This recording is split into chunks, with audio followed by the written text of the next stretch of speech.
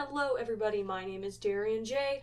I happen to like movies, especially horror and slasher ones. This video here is a personal pet peeve video.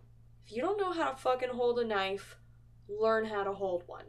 Okay? Especially if you're using it in film. Make sure your grasp is good. You don't want a fucking flying knife on set. If you want to look like you're actually out to kill somebody in your fan horror shit, hold a knife properly. When you're holding a kitchen knife, you're wanting to do cutting motions. Hold it like you're gonna cut something. Hold it securely. Make sure your fingers are hooked onto whatever space is. You can also have it in the kill position. You want there to be friction when you're holding it. Reasons for it to stand if you happen to let go of your fingers, because I could actually hold it just like this. Now that we've gotten onto knife holding, my personal pet peeve is when people are like, oh, I'm crazy. I'm all loosey goosey. Crazy with a knife. You don't fucking do that. You look stupid, first of all. You look untrained. And you look like an asshole. The more you know. Realistically, unless they're all drugged up, they are not going to have that body language. And even then, the effects of drugs are not going to make you be like, I got a knife. Why are people like this? Why do they think this? Because they don't. I'm going to go through the psychosis type of loosey-goosey body language after I first talk about frightened body language. When a human being or any creature is dealing with a threat from outside themselves, they're going to lock up. They're going to be in fight or flight mode, which is when your body fills with adrenaline. This causes you to have very grounded stature, grounded body language. You're holding your knife properly, and maybe you're walking around. You're walking around like this. That works. That works. Make sure you're squared, grounded. It's not only a safety hazard to be all loosey-goosey with a knife, but it's also fucking stupid in the context of anything that you're doing. I'm doing this all off the top of my head. It's kind of stupid.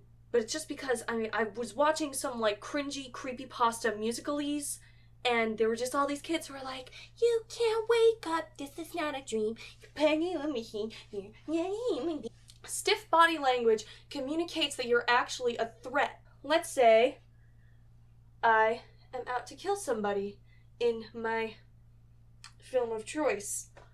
I'm gonna be ready. Back to the holding positions real quick. This is good for forward stabbing, or coming in sideways stabbing, or slicing and dicing.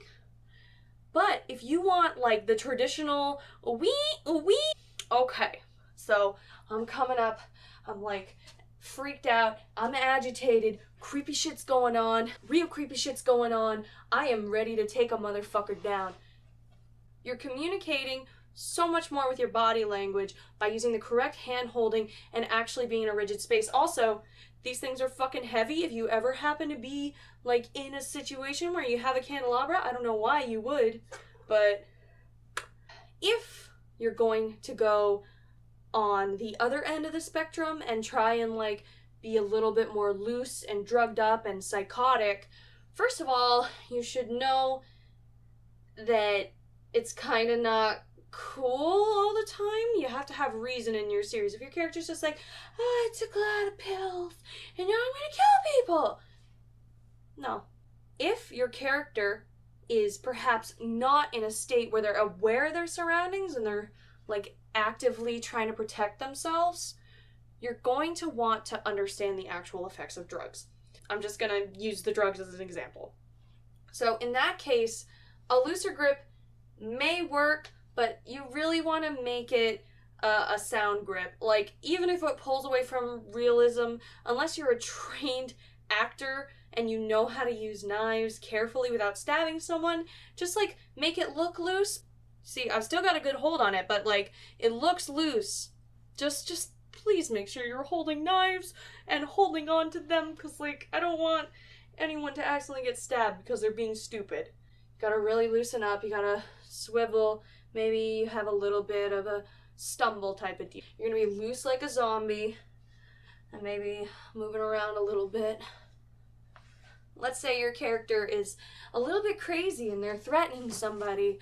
Now, I get that you want to go all ham out with this performance, and even now I'm being a little bit hammy. You may think that you look cool, but even I know I look stupid right now. I look fucking stupid. Just have that light, loose, sort of like rolling on your heels type of deal. You know, people are always like pointing at their heads or like making positions and like acting really cool. So overused. There's some stereotypes you're working in there that are pretty overused in the horror genre, so you kind of fucking yourself over like that and making yourself look like a huge doofus. Uncle Grandpa. Let's say you're dealing with threatening someone and you really, you have been waiting for this moment.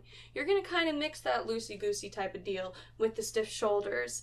You are the killer. You got that, right? Okay, that's great. And most of this video is a joke. Honestly. In the end, you have the right to use a knife however you please, but I'm mostly talking about issues with safety, issues with overused tropes in horror. If you're using a knife or some kind of weapon, have choreography. Learn it out with your other actors. I hope this has been educational. Because for me, it's just kind of been a rant for those kids who are like, oh, aesthetic, ooh, woo. I'm just prancing around my room yelling about knives at 10 o'clock at night. What does that say about me? What does it say about me? I don't know.